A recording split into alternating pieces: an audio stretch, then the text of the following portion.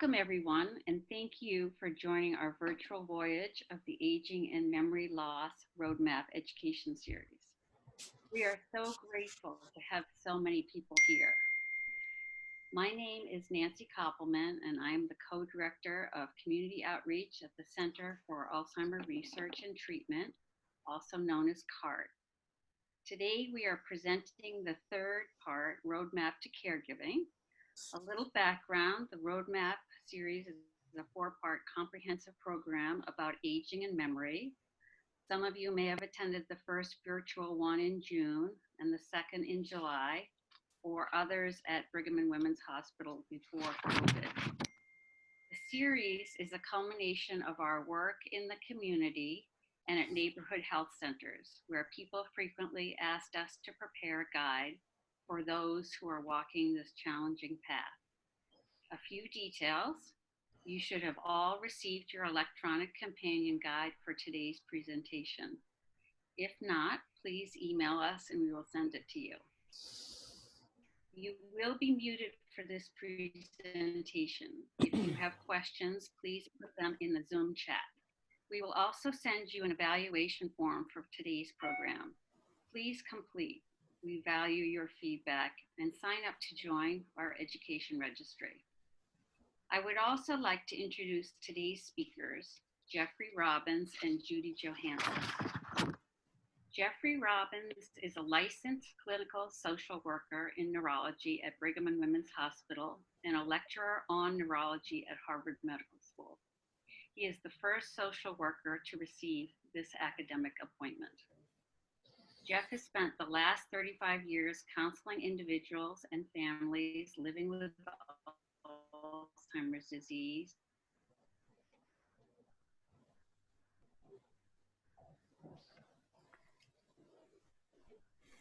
nor Robbins community program, Caring for Each Other, a volunteer program for students wanting to learn about Alzheimer's disease through weekly visits with a nursing home resident on a dementia care unit.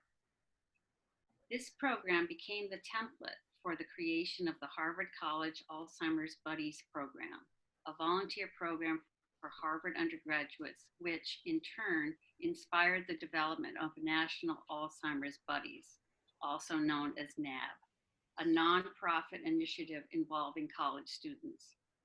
NAB currently has 20 colleges and universities across the country running an Alzheimer's Buddies chapter and continues to grow annually. Many long-term care facilities have expressed their sentiment that the Alzheimer's Buddies program should become the gold standard of care for nursing home residents living with Alzheimer's disease. Since coming to the Brigham 24 years ago, Jeff has been involved in a number of community programs, including creating and teaching courses in family systems and community mental health at Jimma University in Jimma, Ethiopia. He has also been supervising and mentoring graduate students for 40 years. In addition to his work at Brigham and Women's Hospital, Jeff has been in private practice since 1980.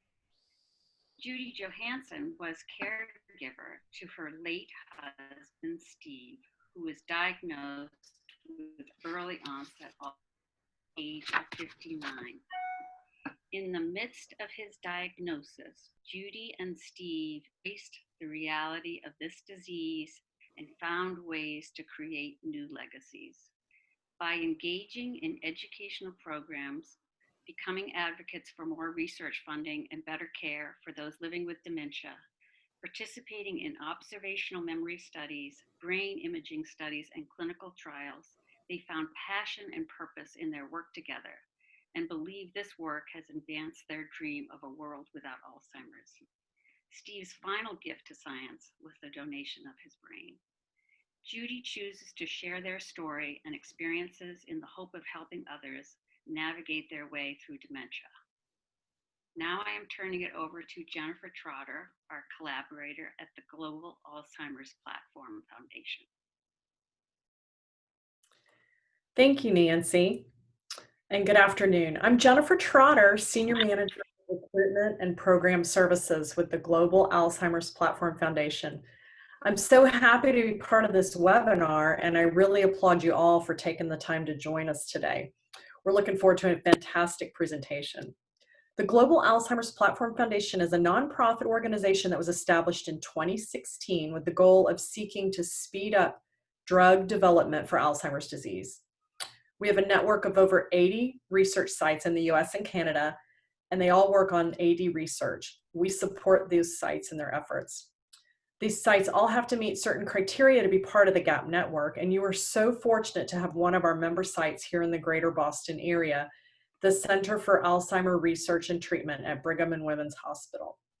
I work closely with their study team to support them and to address barriers to effectively running their clinical trials for memory loss. You really have a top-notch team here. As our GAP president reminds us frequently, the first person cured of Alzheimer's disease will be in an Alzheimer's clinical trial. Enjoy the webinar today, and now I'll turn the screen over to Nicole. Thank you. Hi everyone, thank you Jennifer, and thank you everyone for joining today. I'd like to tell you about an opportunity at the end of the talk. If you're able to stay with us on after the talk, we'll be having our certified raters join and be available for free brief memory screening. So be sure to stay on, and I will go into further instructions after. If you're interested in the screening but you're not available today, just go ahead and complete the survey. They'll be sent to you to indicate that you're interested, and one of our team will reach out to set up a separate time to meet with you. And now I'll turn it over to Jeff. Thanks. So this is what we aspire to cover today. As you know, it takes a village to figure out how to best take care of your loved one with Alzheimer's disease and how to best take care of yourself. It's a journey as much for the person living with Alzheimer's as it is for the primary caregiver. So I am hoping that, that we'll be talking about things that you maybe don't know. Slide. Where does the caregiver journey begin? You might have been noticing that your loved one is acting differently, and you're questioning, what's going on? Advanced slide. Something is off. Maybe things are being forgotten. Maybe your loved one's not showing up for appointments, setting out to do a familiar project around the home and never getting around to it, sleeping more in the daytime, losing interest in hobbies and social activities, having a hard time with word retrieval. Perhaps you're noticing executive function issues, work issues, scheduling time, unable to complete well-known tasks. Maybe there's difficulty in remembering directions that require more than one step. An example, please make sure you set the washer on delicate when you throw the clothes in the dryer. Would you please remember that my 2 new shirts should be hung and not put in with everything in the dryer? You might notice personality changes. You seem completely unfazed that I'm so upset because my new shirts shrunk because you did put them in the dryer with everything after I asked you not to. Or, why are the shades down at 2 in the afternoon and you're sitting in the same spot you were sitting in when I left 4 hours ago? There could be financial confusion. You just paid our mortgage out of an account that we keep less than $500 in, the very account that you set up this system for. Or you forgot our bank password again? There might be small incidents with the car, unexplained scratches, dents, backing up and parking challenges, straying on the road, or missing stop signs. You might notice that your loved one's not taking as good care of themselves, wearing the same clothes repeatedly, forgetting to brush their teeth, or forgetting to eat or stay hydrated. Abnormal memory changes, becoming lost in familiar places, forgetting important dates such as anniversaries and birthdays, wrong use of kitchen appliances, such as placing a bowl on the counter, thinking it is in the microwave and wondering why the food isn't any warmer when the microwave dings. Using the wrong soap in the dishwasher. I can attest to the fact that this can create knee-high suds. The 10 warning signs, as identified by the Alzheimer's Association. Memory loss, changes in mood, hard to complete familiar tasks, confusion of place and time, social withdrawal, poor judgment, struggling to communicate, and changes in vision. You might notice some work performance changes. Colleagues may notice changes before family members. The majority of our waking hours are spent with our colleagues. It's easy to overlook things in our early morning or evening hours at home when we may be tired and less tuned in. Ask your loved one if there have been any new concerns or problems at work with calendar management, emails, or unable to complete financial reports, forgetting appointments, managing a timeline, and more. Is it harder for them to follow through on tasks? Is there anything new happening with them at work that they might want to share with you? Ask about the status of recent performance reviews. So how do you know what's attributable to normal aging and what's attributable to something more serious like Alzheimer's disease? It's not always immediately discernible. But if you are wondering, it probably means that there is a problem that should be addressed, and it's a good time to contact your primary care physician and schedule an appointment to get an evaluation or an initial evaluation. Your primary care doctor is at the hub of the wheel of your overall care and can refer you to a neurologist if that's appropriate. Slide. So trust your instincts and convey your observations. These are anxiety-provoking times. And in an atmosphere of feeling anxious, it's easy to lose track of what your physician is saying. So bring someone with you. An extra set of ears helps. Try to bear in mind that not all memory decline is a sign of a neurodegenerative illness.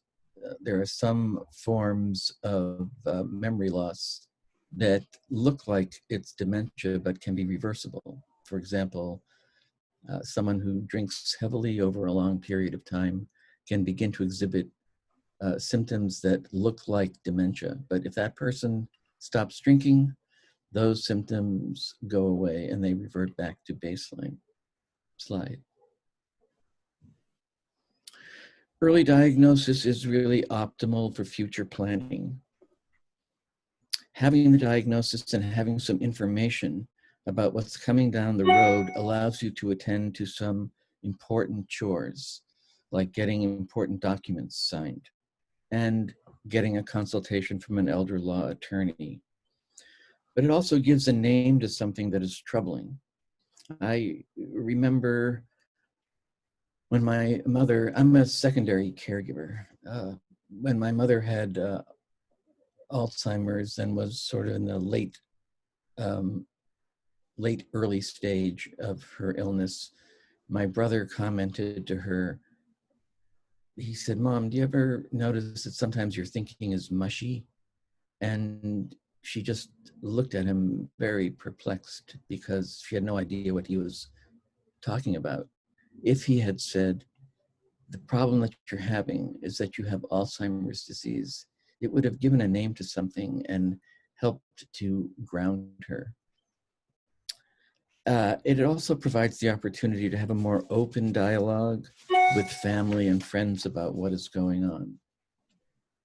I really recommend that you let family and friends know what is going on.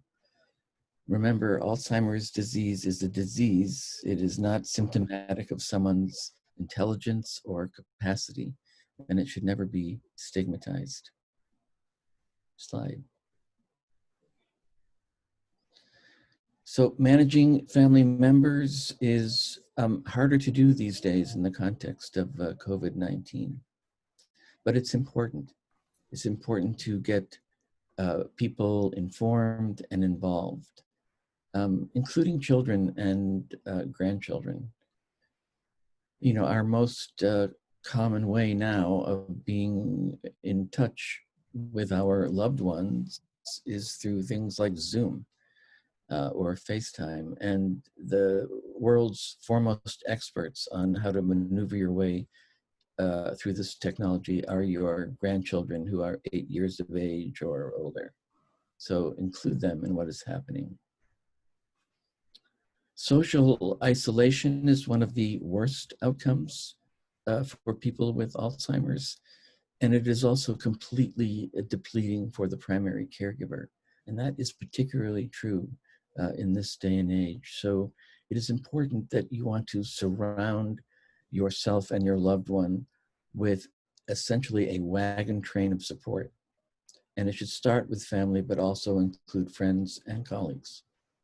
Slide. So this is us. This is Steve and I. And the reason I'm here today is because my darling placed his trust in me and asked me to be the steward of his care. Prepared or not, I accepted the role. At age 58 and a half, Steve received a poor performance review at work, and he was devastated as he had prided himself in the integrity of his work. Having been a construction project manager in the Special Projects Division at Northeastern University meant that he was dealing with complex schedule coordination, enormous fiscal planning, personnel issues, and more. At the time, we were watching his mother in her 4th year post-Alzheimer's diagnosis. We had an idea of what it looked like, and it had actually become Steve's worst fear for himself. I had tried to give little thought to things like him repeatedly forgetting our bank password or losing his keys at work, and I would show up and find them in his pocket. But the evidence was there, and I just didn't want to acknowledge it. He said immediately after his poor performance review, "I think I might have Alzheimer's, but I'm too young." We trusted his instinct anyways and visited his general practitioner immediately, and then pushed through 5 months of testing, which led us to the heartbreaking diagnosis of probable Alzheimer's 1 month shy of his 59th birthday. Justifiably so, we were overwhelmed, and we knew we needed to seek counsel immediately from his neurologist, the Alzheimer's Association, a social worker, friends, and family. Trying to piece together a consolidated plan sometimes felt like searching for a needle in a haystack. I spent hours and hours online. We had a care consultation with the Alzheimer's Association. We met with an elder law attorney and decided to live as well as we could, knowing that our time together was limited. Steve felt strongly that he wanted to be involved in planning of his future. And it was not always easy to discuss, as we couldn't imagine a future devoid of one another. And we would often abandon the conversation that would inevitably become wrought with emotion. In hindsight, I wish we had spent a little more time discussing these difficult topics more in depth, so I could have felt less conflicted when faced with some unfathomable decisions down the line. In my heart of hearts, I know he had ultimate trust in me, and that helped when I did have to make decisions. I'm grateful that he was diagnosed before he was too impaired to understand what the road ahead might look like. Having all of this information presented in one place will hopefully help caregivers to access numerous resources with ease and save them from surfing the web all night when attempting to piece together a roadmap to care. Admittedly, my most successful days as a caregiver were the ones when I said, "I need help." Slide. Mapping the road ahead. Keep calm. There is help all around you. And even though it might feel like it, You're not the first to travel this path. Allow your inner compass to guide you. As I mentioned, it can be exasperating to search the internet and to know where to begin. We're hoping that having these materials all in one place will assist in creating a sound vehicle to more successful caregiving. Planning is key. Start early. Things may not change for some time. Try to take advantage of the time you have. Uncomfortable conversations are worthwhile for a few reasons.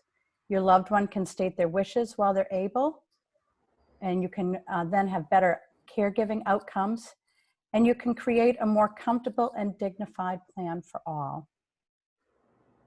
Care team development. Gather close friends and families and ask who is willing to travel this journey with you.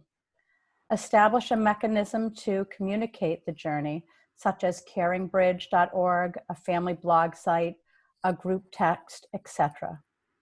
Include your loved one in the care planning, including care planning for late stages. This is empowering and reassuring for the person living with dementia to build their own healthcare team. It also provides reassurance that their care partner will not have to face the future alone. Steve found great solace in knowing our children and close family and friends would be there not only for him, but for me. Alzheimer's disease and other related dementias are diseases of the brain that require a plan for long-term care and support.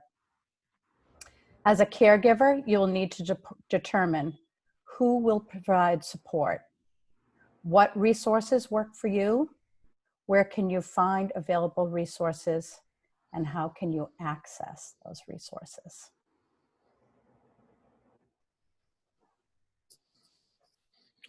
So care planning involves the details of what you do as soon as the diagnosis is reached. What you do not want to do is wait until it's too late for your loved one to have a say. That can cause a number of very avoidable problems. It is also important to bring the family on board and come to some consensus on major issues that you will be facing so as to not create division within the family. And this is oftentimes a very big issue because the kids in the family may have very different opinions about how things should look in the road ahead. And if those kind of divisions are not easily resolvable, that's a good time to call someone like me who can call for a family meeting and mediate this kind of conversation and help the family, everyone in the family, to get on board with each other. Slide. So in terms of getting started, these are some agencies that are warehouses of information, particularly the Alzheimer's Association that has a 24/7 helpline where you will have access to a care manager. I would add to this slide your local elder services agency. Your local elder services agency is the agency that can direct you to home health aid or Meals on Wheels or other kinds of supports. And the easiest way to find out where or who is your elder service agency is just to Google Waltham Elder Services Agency, and you will find right away the name of an agency that says I'm making this up, Minuteman Elder Services, and you want to get in touch with them just to find out what they may have to offer. Slide.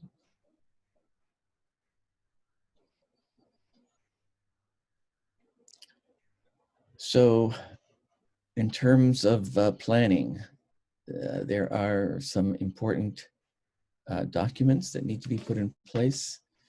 The first of which is a healthcare proxy. And you don't want to wait on this. You want your loved one to be able to identify a person that he or she knows and trusts, who will make decisions on behalf of that person regarding their medical care if they are unable to. I recommend that everybody have a healthcare proxy. I have a healthcare proxy. I talk to my kids about having a healthcare proxy. It's a very important document, and it does not need to be notarized. It does need to be witnessed by two people, any two people. The power of attorney for finances is the financial equivalent of the healthcare proxy. And the living will is something that you want to create with the help of an elder law attorney. You see on the right side of this screen the Massachusetts Medical Order for Life-Sustaining Treatment, otherwise known as a MOLST form. And this is the document where you get to, it's like a menu, you get to pick and choose what you want to have happen in any particular kind of scenario. So it's the document that references DNR, or do not resuscitate, do not intubate, DNI, or comfort measures only, CMO. So it's a document that you want to have reviewed by your primary care doctor. And then you want to take it and post it on your refrigerator door. Do not put it in a file cabinet where you have to go looking for it when an EMT comes into your home on an emergency basis. It should be readily available. Okay, slide. So these are the documents that I just mentioned. And if you have any questions about any of these, please put them in the Zoom chat. Slide. Social workers are awesome. And because of their humble and nurturing nature that undoubtedly draws them to this vocation, you'll never hear them say that about themselves. But I'll say it any chance I get. Social workers are professionals specifically licensed and trained to assist patients and their families in navigating the multitude of healthcare systems. Ask your doctor for a referral. Talk with your local senior center to find resources. Social workers can provide emotional support and counseling, facilitate communication and coordination between care team members, act as an advocate, navigate advanced directives, translate the medical language that's hard for us lay people to understand, work to ensure adequate insurance coverage, such as Medicare and Medicaid, and assist in identifying and applying for community resource programs. It's so important to remain socially engaged, even in this time of COVID. And it's even prescribed. Here are a few opportunities that offer social engagement. Memory cafes, first Saturdays at the Museum of Fine Arts, Al's meets up with Alzheimer's Association that visit museums, theater, nature walks, and more. Purple Table reservations, which are restaurants that offer comfortable space for those living with challenges. Support groups. And most of these programs have moved online right now and to Zoom platforms during this time of COVID. So I just want to stress the importance of social engagement. It is one of the sort of 5 most prominent factors of good brain health. So those include sleeping well, getting exercise, and the third one is social engagement, connecting with other people. It is as important for the person who is living with Alzheimer's as it is for the primary caregiver. Slide. Support group. The best thing caregivers can do for other caregivers is to say, you're not alone. You are not alone in dealing with dementia. There are more than 50 different support groups for patients and caregivers throughout the state of Massachusetts. And these are facilitated by seasoned social workers. And again, these have all gone virtual at this time, which makes them very accessible to everyone. A support group can provide emotional support and facilitate group activities. It offers us a chance to learn new skills and rediscover past hobbies and interests. It offers us a fantastic opportunity to meet new people who share similar experiences coping with this disease. Some of my best friends have been found from my support groups. We understand things that others may not, and we learn from each other's successes and things that aren't as successful. I remember thinking in the beginning, do I really need to hear others' stories, or do they need to hear mine in the midst of all that we're going through? Was there value for me in attending? And then I found that listening to others really inspired me and made me feel that if they could do it, given their challenges, which could look very different than mine, then it was inspiration for me that I could do it. So I have the pleasure and honor, really, of running a support group through CART, the Center for Alzheimer's Research and Treatment. And it's a group for people who are participating in a clinical trial and their study partner.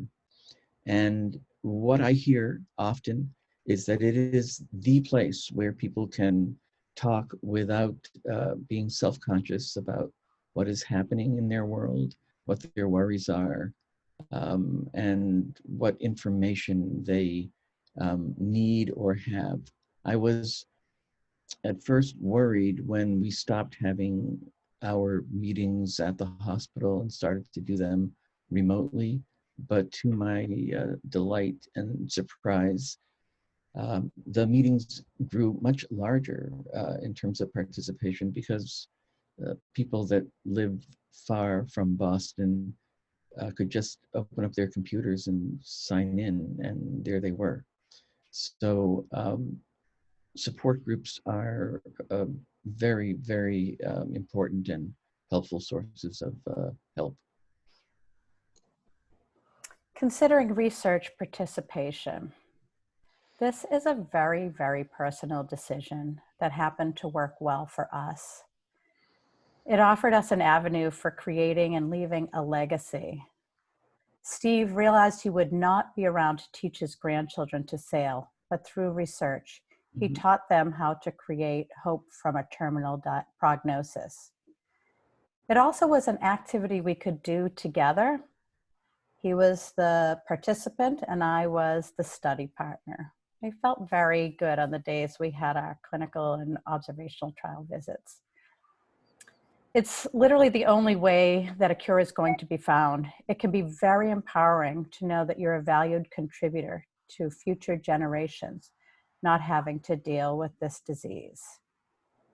And even if you're tentative about clinical trials, they're observational trials. Brain donation is a way to take part in research at MGH. A personal note, when Steve was asked if he'd be interested in donating his brain when he no longer needed it, he responded, "That's a no-brainer, take it." He liked that. I'm proud to say now that he left his brain to Mass General Hospital and his heart to me, and I'm blessed to keep them together through the work we started together with research. COVID has affected research temporarily, but researchers do not give up. They are finding ways to get back up and running and resume. Slide. For a while on this, if you're diagnosed early in the disease, you call yourself a care partner. But there comes a time when you transition into the role of caregiver, and it is time for you to take the wheel. Your loved one is declining, and now you really need to step up to the wheel and navigate.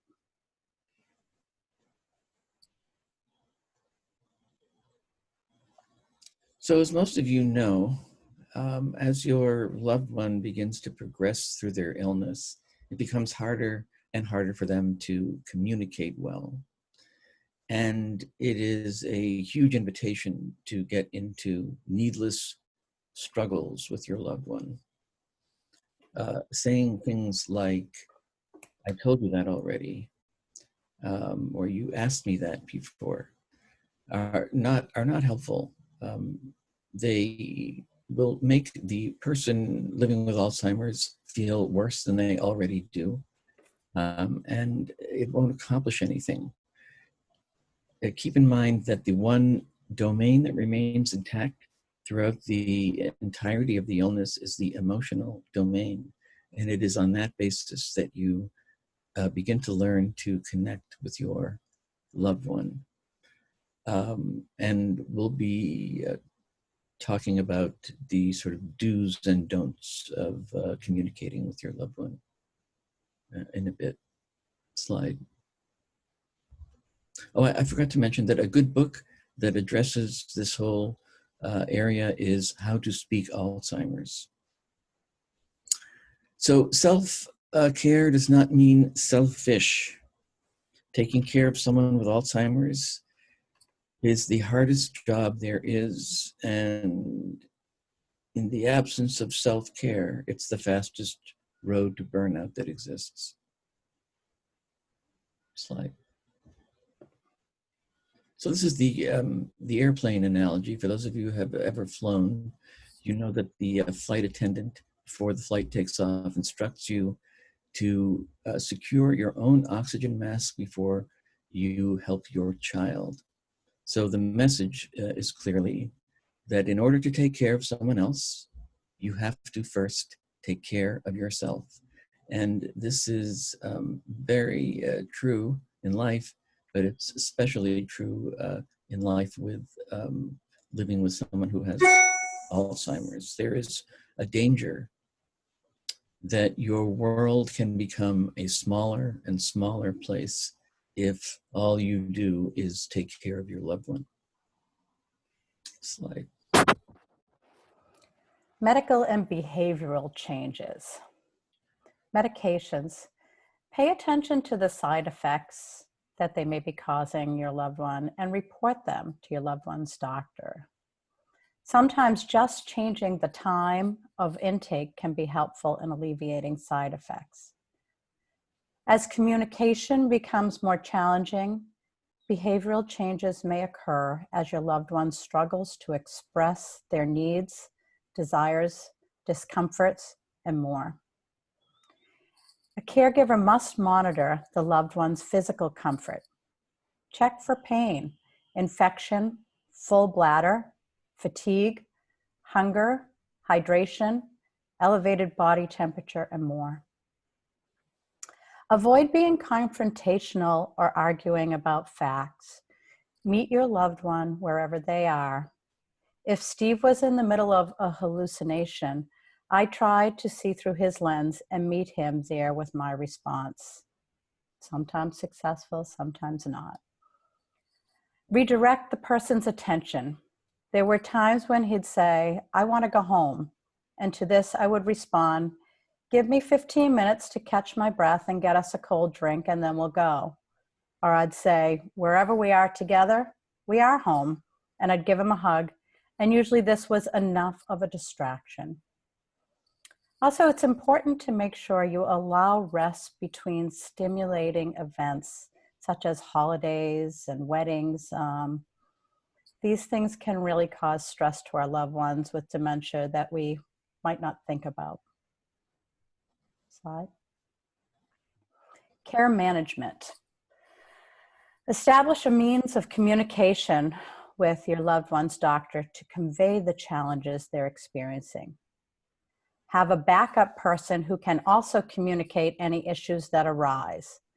I used to record conversations with the doctor on voice memo and then share them with our children. This ensured accurate conveying of information and alleviated the need for Steve to have to sit through listening to me explain it all over again. Identify any services available through your local senior center, church, community groups, and look at the mass.gov website. Keep a list of medications, doctor's numbers, and directions readily accessible.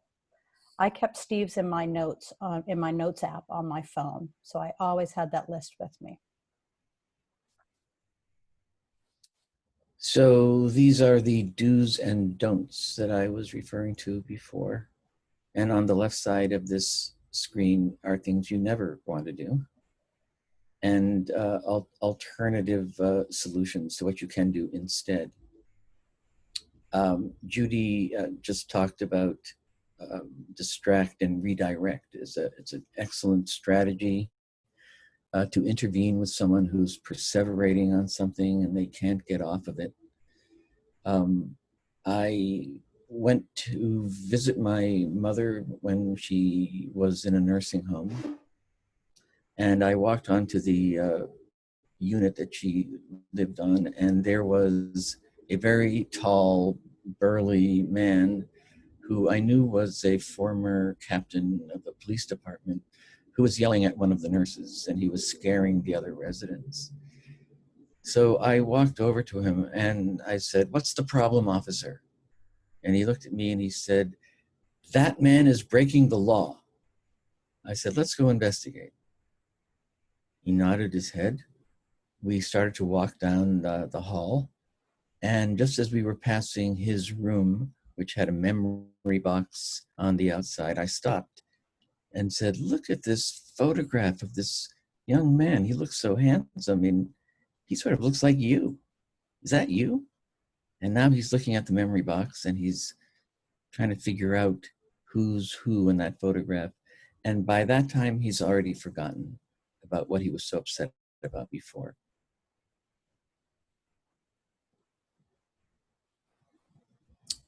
Slide.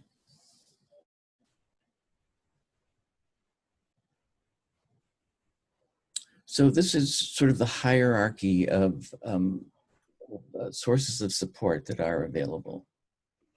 It starts with having family and or friends come by to spend time with your loved one, take them out to lunch, anything to give you a break. Home health care aides are another important resource. There was a time when these folks stopped going into people's homes for good reasons, but that has begun to open up a little bit.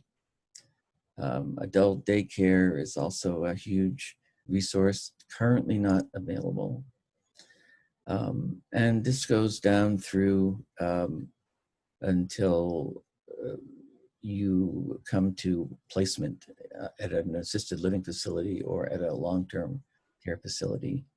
And this is, generally speaking, the sort of the final stop. And where do you find these services? You find them through your local elder service agency, the Alzheimer's Association, your local friendly social worker. Slide. So respite care is extremely helpful. There are some facilities that have so-called respite beds. This is where you can have your loved one stay for a couple of days at a facility.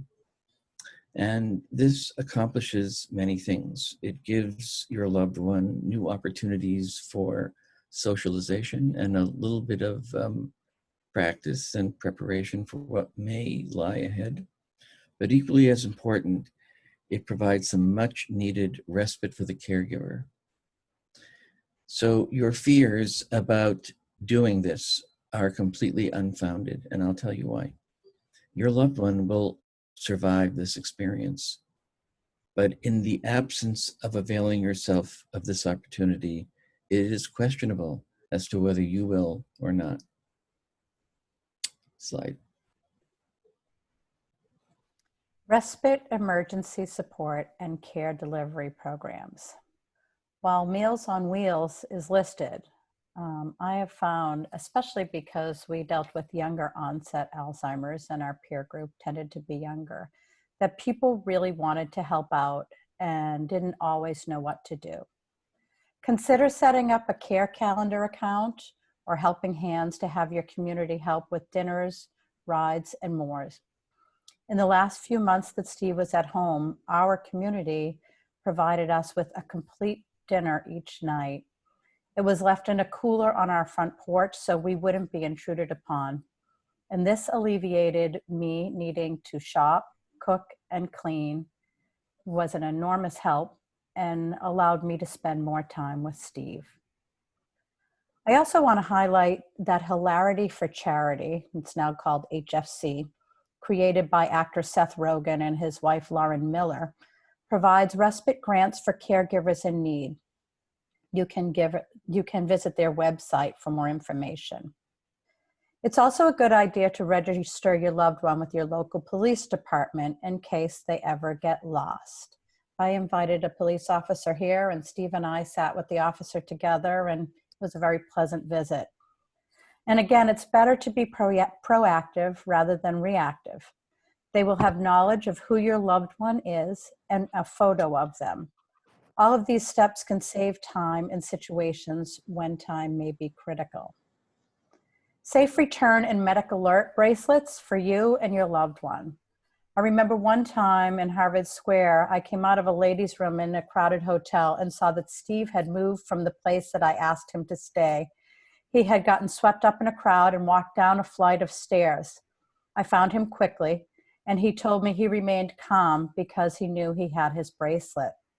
It was also important that I wore one because if I had ever been in an accident, emergency responders would have known to contact my daughter as opposed to calling the house. I told Steve that we both wore bracelets so people would know we were going steady. In truth, they ended up being synonymous with our wedding bands. Slide. We're going to flip over that one. I had a lot to say about day programs, but they currently are not running, so we're going to pass over this slide. So this is a time when you want all hands on deck. It is the most challenging time for the primary caregiver and ironically the least challenging time for the person living with the AD. Slide. So grief, as you know, is complicated, and for the caregiver, grief really starts at the onset of the illness.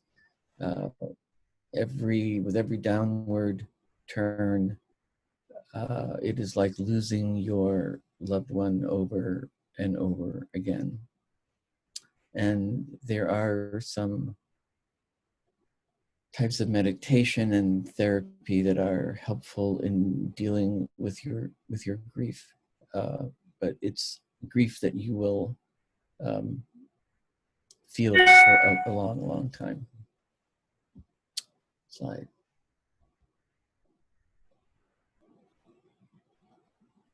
So what resources?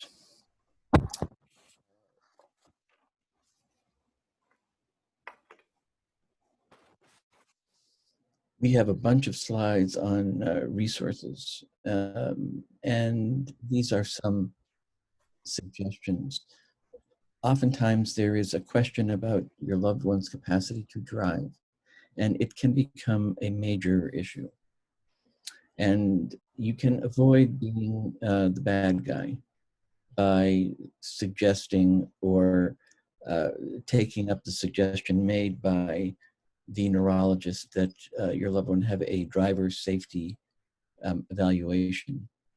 And actually some people pass this evaluation, many don't, but if it's coming from a professional and not from you, it's received a little easier. There are a number of places that do this. I'll give a plug for the Beth Israel DriveWise program. This is a very comprehensive evaluation that involves a multidisciplinary team. But the various Spalding rehab centers all have driver safety evaluation programs. And lastly, there are a number of facilities that have memory care units. And these can be in assisted living facilities, or they can be in long-term care facilities. It really depends on where your loved one is at and how much support they need. Slide. So again, these are more resources.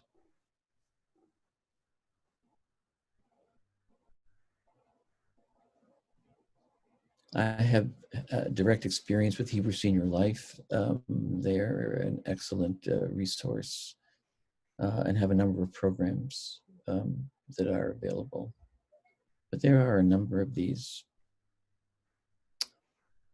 I would encourage you to keep in mind that those who are placed in a facility, this signals multiple losses: loss of home, of connection to family and friends, and everything that is familiar. So these are resources that are really helpful in terms of helping you to navigate your way around the needs of your loved one. Slide. The PACE program on the bottom left, this is an all-inclusive care program. If you sign up for the PACE program, it means that you agree to have all of your medical care provided by the medical team through the PACE program. And if you're willing to do that, this is a program that essentially covers every possible need that you have. I talked about the MOST form, and there's the Family Caregiver Support Program, and a new initiative, maybe not so new anymore, but the Dementia Friendly initiative is very, very helpful in terms of where you can be in the world that is Alzheimer's friendly. Not every place is. Slide.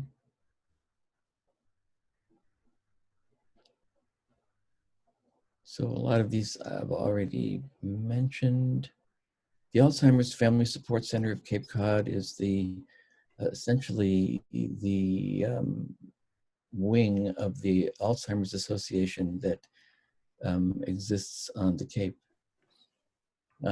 Judy and I have a little difference of opinion in terms of who started this organization. She had the names of two people, I had the name of someone else, but they're all involved. Slide.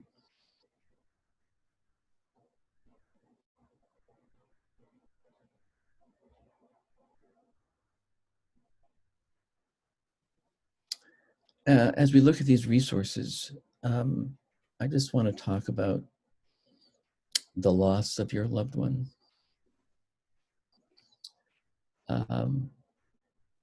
The finality of having someone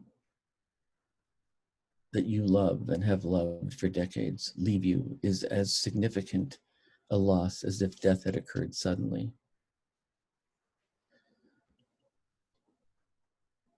It is simply unfathomable.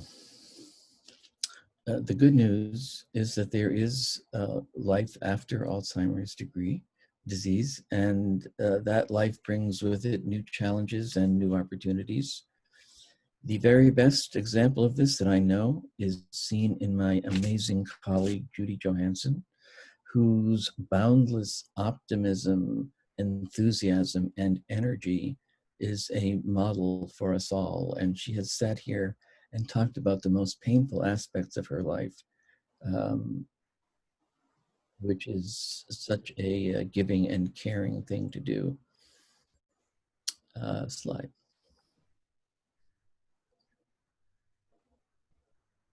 The LBD caregiver link refers to folks who carry a diagnosis of Lewy body dementia. Alzheimer's disease is a form of dementia. Dementia is the umbrella under which a number of different dementias fall. Alzheimer's is the most prevalent by far, but there are other forms of dementia that are neurodegenerative as well.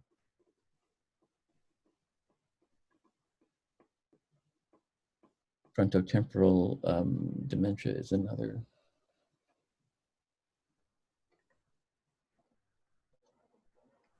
Do we have any more?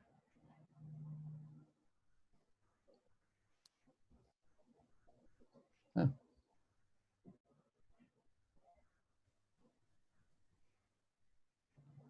So Jeff and Judy, we have a couple of questions for you that I want to direct to you. I know that's there's a few people that want to get some answers. So Jean Cronin has one question for you that she'd like to know about.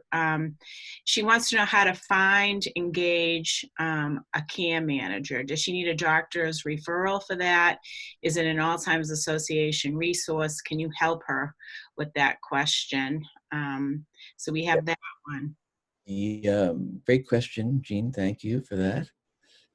So the way you get a care manager is you call the Alzheimer's Association and say, I would like to speak with a care manager. It is as simple as that.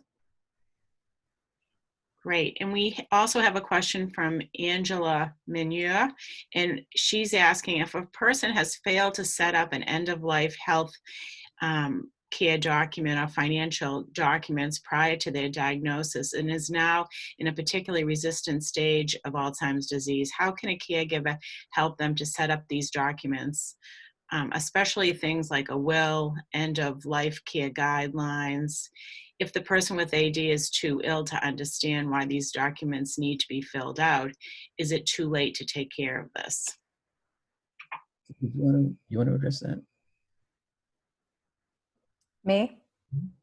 Yeah, well, the knowledge that I have is, you know, of course, if you can get to do it early, that's great. But you can also apply for, of course, I cannot think of the word. We had to do this with my mother-in-law because both my in-laws passed away since my husband did from Alzheimer's, and one was too impaired to speak for the other. Guardianship. You can apply, if a doctor can give you a note, you can apply for guardianship and then be able to implement those legal steps with the help of an elder law attorney. And that can involve a competency evaluation by a physician. That would be the first step, I think, in leading to applying for guardian. Any others? That's all that we have for open questions right now. So thank you, Jeff and Judy.